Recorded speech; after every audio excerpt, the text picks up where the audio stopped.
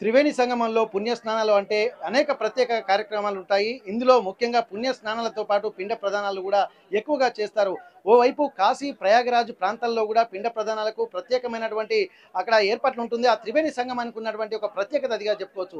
అలాగే దక్షిణ కాశీగా పేరుగాంచినటువంటి కాళేశ్వర, ముక్తీశ్వర ప్రాంతాల్లో కూడా త్రివేణి సంగమము, అందులో సరస్వతి పుష్కరాలు కూడా జరుగుతున్నటువంటి నేపథ్యంలో కూడా తమ పితృదేవతలకు తర్పణాలు అర్పించడానికి కూడా తండోపతండాలు కూడా చాలా మంది భక్తులు కూడా ఇక్కడికి వస్తుంటారు. పుణ్యస్నానాలతో పాటు అంటే స్వామి కార్యము, స్వకార్యము తాము తరించడమే కాకుండా పితృదేవతలకు కూడా ముక్తి కలిగించే విధంగా ఇక్కడికి భక్తులు వస్తున్నారు. తమ తండ్రులకు సంబంధించి, తమ బంధువులకు సంబంధించినటువంటి హస్తికలను ఇక్కడ కలపడమే కాకుండా వారికి తిలోదకాలు ఇవ్వడము, అలాగే పుణ్యస్నానాలు ఆచరించిన తర్వాత ప్రత్యేక కార్యక్రమాలు పిండ ప్రదానం చేయడం కూడా ప్రత్యేకంగా చెప్పుకోవచ్చు. ప్రస్తుతానికి ఇక్కడ కాళేశ్వర ప్రాంతంలో కూడా, ఇక నదీ సంగమ ప్రాంతంలో కూడా అట్లాంటి కార్యక్రమాలు ఎక్కువగా జరుగుతున్నాయి. ఒకసారి మనం ఇక్కడ దీనికి సంబంధించి ఈ పెద్దలు ఏమంటారో చూద్దాం. దీనికి ఒకసారి నమస్తే స్వామి.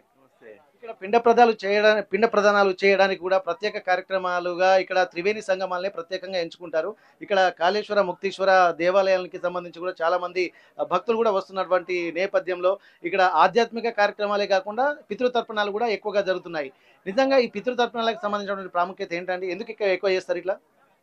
ఇది పుష్కర టైంలో చేస్తే చాలా పితృదేవులకి వాళ్ళ ఆశీర్వచనం మనకి బాగా లభిస్తుంది.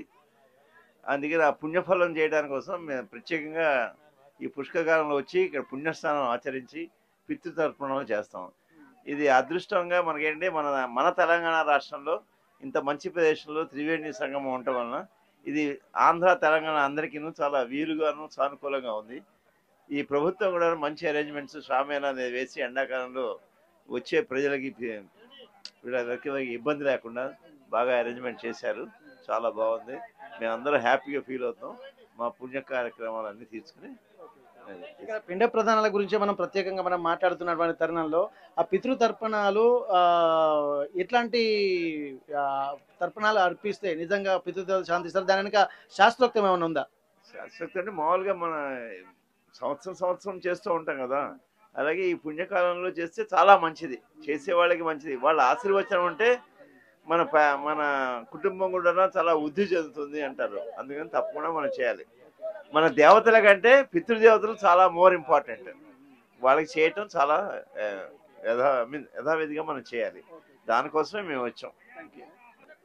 మరికొంతమంది పూజారులను కూడా పితృదేవతలకు తర్పణాలు అర్పించడం వెనుక ప్రత్యేకత ఏంటి? దీనికి సంబంధించి కూడా మరికొంతమంది కూడా మనం కనుక్కుందాము.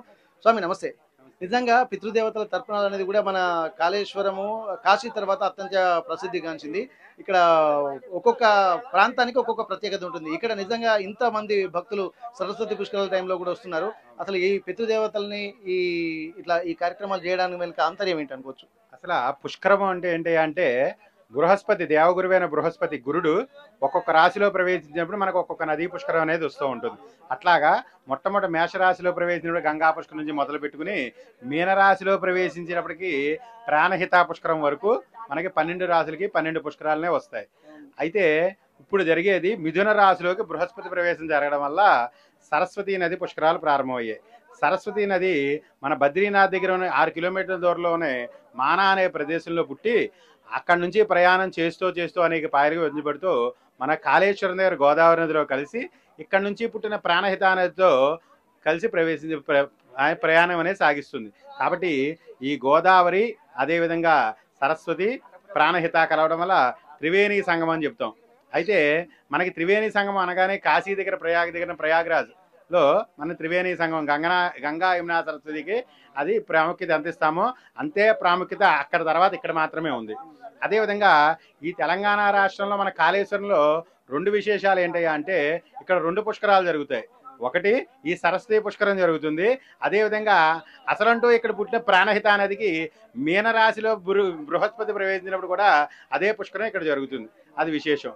అదేవిధంగా పుష్కరుడు అంటే ఏంటయ్యా అంటే ఆ యొక్క పుష్కరుడు ఈ యొక్క బృహస్పతితో కలిసి ఆ నదీ ప్రవేశం చేయడాన్నే మనం పుష్కరము అని చెప్పడం జరుగుతూ ఉంటుంది. ఈ పుష్కరాల్లో పితృదేవతలకు ఆరాధన చేయడం వల్ల ఏంటయ్యా అంటే పితృదేవతలు అనే వారికి ఒక సంవత్సరం అంటే ఒక రోజుతో సమానం. ఈ యొక్క పిండ ప్రదాన కార్యక్రమాలు కానీ లేదయ్యా అంటే అన్నశ్రాద్ధాది కార్యక్రమాలు చేయడం వల్ల ఈ చేసిన కార్యక్రమానికి వాళ్ళు తరించి ఈ చేసిన దాన ధర్మాల వల్ల అయితేనేమి, మనం చేసిన ఈ యొక్క కార్యక్రమం వల్ల అయితేనేమి వారికి అంటే మనం ప్రతిరోజు ఏ విధంగా అయితే భుక్తిని పూజిస్తామో అదే విధంగా ఈ కార్యక్రమం చేయడం వల్ల వారికి ఆహారం అనేది మనం సమర్పిస్తున్నట్లుగా. అంటే ప్రతిరోజు ఆహారం ఏ విధంగా ఉంటుందో పుష్కరం నుంచి పుష్కరం అంటే వాళ్ళకి ఒక రోజుతో సమానం, ప్రతిరోజు ఆహారం అందించేట్టుగా ఉంటుంది. ఆ విధంగా వాళ్ళకి ఇవ్వడం వల్ల వారు దాన్ని స్వీకరించి మన వంశము గోత్రము అభివృద్ధిగా ఉండాలి అని వాళ్ళు ఆశీర్వదిస్తారు. అంటే మన తండ్రికి మనం చేయడం బట్టే మన అభివృద్ధి ఉంటుంది. అలా మనం చేస్తున్నాం కాబట్టి మన పిల్లలు కూడా మనకి చెయ్యాలి, ఆ విధంగా వంశ అభివృద్ధిగా ఉండాలి అని పితృదేవతలు ఆశీర్వదిస్తారు. అందుకోసమే ఆ పరంపర కొనసాగడం కోసం అనేది ఈ పుష్కరాల్లో పితృదేవతారాధన అనేది చెప్పబడుతోంది. అదేవిధంగా దశదానాది కర్మలు అంటే మామూలుగా మనం ఎవరైనా కాలధర్మం చేసినప్పుడు 12వ రోజు నాడు పెద్ద కార్యక్రమం రోజు దాన ధర్మాది కార్యక్రమాలు చేస్తాము. ప్రతి సంవత్సరం అనేది ఆబ్దికాది కార్యక్రమాలు మాత్రమే చేస్తాం. అయితే ఈ పుష్కరానికి అర్హత ఏమిటయ్యా అంటే ఈ కార్యక్రమం చేయడంతో పాటు దశదానాది కర్మలు అన్నీ చేయడం వల్ల ఏంటయ్యా అంటే పితృదేవతలు నరక బాధలు అనుభవించకుండా ఉండడానికి, ఈ చేసిన కార్యక్రమం వల్ల వాళ్ళు ఆ యొక్క వైతరిని దాటి నరక బాధలు అనుభవించి స్వర్గలోక ప్రాప్తి పొంది వాళ్ళు ఉన్నత గతులు పొందుతారని, తద్వారా మనం వంశ అభివృద్ధిగా ఉంటుంది అనేది చెప్పబడుతోంది. అదేవిధంగా పుష్కరానికి ఉన్న మరో ప్రక్రియ ఏంటి అంటే మనం ఇంట్లో ఆబ్దేకం చేసినప్పుడు ఎవరైతే కార్యక్రమం వారికి మాత్రమే చేస్తాం. అయితే పుష్కరం దగ్గరికి వచ్చేటప్పటికి తండ్రి తాత ముత్తాత దగ్గర నుంచి మొదలుపెట్టి 32 కారుణ్యాలు ఉంటాయి. 32 కారుణ్యం అంటే 32 మనకి రిలేషన్స్ ఉంటాయి, అందరికీ చేస్తాం. బంధువులతో పాటు మిత్రులకి, స్నేహితులకి, అదేవిధంగా మనకు ఆర్థిక సహాయం చేసిన వాళ్ళకి, ముఖ్యంగా మనకి చదువు చెప్పిన గురువులకి అందరికీ కూడా మనం ప్రతి ఒక్కరికి కూడా ఈ యొక్క పుష్కర కార్యక్రమంలో వారికి పిండ ప్రదానాధికృతులు చేయడం వల్ల వారికి అంటే వారికి చేయగలిగే వాళ్ళు ఉంటారు, చేయలేని వాళ్ళు ఉంటారు. మనం చేయడం వల్ల వారు కూడా సద్గతులు కలిగి ఉన్నత లోకాలకు వెళ్ళి వాళ్ళు కూడా మన ఆశీర్వదిస్తారు. అందుకనే పుష్కరాలు ఖచ్చితంగా ప్రతి ఒక్కరూ పాటించవలసిన నియమం అనేది ఉంది. ఓకే, ఇప్పుడు తండ్రి గతించినటువంటి వాళ్ళు మాత్రమే చేయాలా, ఎవరైనా చేయొచ్చా ఇది? అంటే న్యాయంగా అయితే తండ్రి ఉన్నవారు ఈ కార్యక్రమం చేయకూడదు. ఎందుకయ్యా అంటే తండ్రి నుంచే అధికారం రావాలి కొడుక్కి. వంశపారంపర్యంగా ఆస్తులు మాత్రమే పంచుకోవడం కాదు, ఇది కూడా ఈ కార్యక్రమం చేయడానికి కూడా తండ్రి తర్వాతే అర్హత కొడుకు ఉంటుంది. కాబట్టి తండ్రి తర్వాతే చేయాలి వాళ్ళు. చాలా అద్భుతంగా చెప్పారు. ఎందుకంటే ప్రతి శాస్త్రానికి ఒక ధర్మం అనేది ఉంటుంది. ఆ ధర్మాన్ని అనుసరించి కూడా పితృదేవతలకు కూడా తర్పణాలు అర్పించడం కూడా ఒక విద్యుక్త ధర్మంగా కూడా చెప్తున్నారు.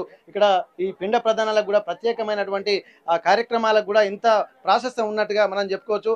ఒకసారి ఇక్కడ మనం చూస్తున్నాము, ఇక్కడ వాళ్ళు పిండ ప్రదానాలు చేసేటువంటి కార్యక్రమాలు కూడా మనం ప్రత్యక్షంగా చూస్తూనే ఉన్నాము. ప్రతి ఒక్క కార్యక్రమానికి కూడా ఒక్కొక్క ప్రత్యేకత ఉంటుందని చెప్పి అంటున్నారు. ఇప్పటికే పితృదేవతలు అంటే గతించినటువంటి వారికి కూడా సంవత్సరానికి ఒకరోజు ఏదైతే అర్పిస్తామో వాళ్ళే కాకుండా ఇక్కడ మిగిలినటువంటి ఫ్రెండ్స్ కానీ బంధువులు కానీ ఎవరైనా గతించినా వారికి కూడా ఇక్కడ శారద కర్మలు చేయడం కూడా పరిపాటి అంటున్నారు. అది కేవలం పుష్కర కాలంలోనే, పుష్కరాల సమయంలోనే చేసేటువంటి అవకాశం ఉంటుందని చెప్పి అంటున్నారు. ప్రస్తుతానికి అయితే గురువులు కూడా ఉన్నారు, ఒక్కసారి వారితో మాట్లాడదాం. ఎందుకంటే ఇది చాలా మంది తెలుసుకోవాల్సినటువంటి అంశం. ఎందుకంటే చాలా నిగూఢమైనటువంటి అర్థాలు ఇందులో ఉంటాయి. ఏ కార్యక్రమం అయినా సరే ఒక చేస్తూ ఉంటారు, కానీ దాని అంతరార్థం తెలియదు. అట్లాంటప్పుడు ఇక్కడ కొంతమంది గురువులు గారు ఉన్నారు. ఎందుకంటే చాలా భక్తి శ్రద్ధలతో కూడా పితృదేవతలకు తర్పణాలు అర్పించేటువంటి కార్యక్రమం క్రతువు కూడా ఇక్కడ మనం చూస్తున్నాము. దీన్ని దృష్టిలో పెట్టుకుని ఒకసారి వీరితో కూడా మాట్లాడదాం. స్వామి, ఇప్పుడు పుష్కరాలకు వచ్చిన తర్వాత ఎందుకంటే ఎక్కువ త్రివేణి సంగమాల ప్రాంతాల్లో కూడా పితృదేవతలకు అస్థికలు కలపడానికి వెళ్తూ ఉంటారు, తర్పణాలు అర్పించడంతో పాటు ఇక్కడ పిండాది కార్యక్రమాలు కూడా వాళ్ళు చేస్తూ ఉంటారు. నిజంగా ఇంత ఈ కార్యక్రమాన్ని కొంత ఇబ్బందులు తెలియని వాళ్ళకేమో ఇబ్బంది అనిపిస్తూ ఉంటుంది. భక్తి భావంతో పితృదేవతల మీద గౌరవం ఉన్నటువంటి వాళ్ళేమో భక్తి శ్రద్ధలతోటి చేస్తూనే ఉంటారు. నిజంగా సనాతన ధర్మం నుంచి వచ్చేటువంటి ఈ కార్యక్రమాల యొక్క అంతరార్థం ఎంత అనుకోవచ్చు? ఏం లేదండి, మనకి మనుష్యుడిగా పుట్టిన దగ్గర నుంచి కూడా మనకి కొన్ని రుణాలు చెప్పారు, 3 రుణాలు చెప్పారు. దేవరుణము, పితృరుణము, అలాగే దేవరుణము అని చెప్పి దేవ ఋషి పితృ రుణాలు ఉంటాయి 3. ఈ దేవతల రుణాలు ఎప్పుడు తీరుతాయి అంటే మనం మనుష్యుడిగా పుట్టిన తర్వాత మన సనాతన ధర్మంలో మనము నిరంతరము చేసేటువంటి నిత్య భగవదారాధన వల్ల దేవతా రుణం తీరుతుంది. అలాగే యజ్ఞాలు యాగాలు అనేకం చేస్తూ ఉంటాం, వాటి వల్ల ఏమో ఋషుల యొక్క రుణం తీరుతుంది. అలాగే పితృరుణం ఎప్పుడు తీరుతుంది అంటే వాళ్ళు వెళ్ళిపోయిన తర్వాత, అంటే పితృదేవత తల్లిదండ్రులు మరణించిన తర్వాత వాళ్ళకి చేసేటువంటి పితృకార్యాల వల్లే పితృరుణం తీరుతుంది అంటారు. అయితే మనం ప్రతి సంవత్సరం ఆబ్దికాలు అవి పెడుతూ ఉంటారు ఇళ్లలో.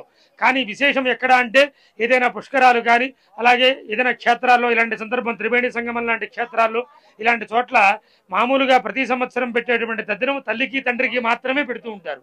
కానీ ఇలాంటి సందర్భంలో ఏమిటి అంటే తల్లి తండ్రితోటే కాకుండా వాళ్ళ అత్తమామలు లేకపోతే మామగా మేనమామలు బాబాయిలు పెంతండ్రులు పెత్తండ్రులు ఇలా అనేక మంది ఉంటారు. మన కుటుంబ సభ్యులు మన బ్లడ్ రిలేషన్స్ అంటే రక్త సంబంధీకులు అనేక మంది ఉంటూ ఉంటారు.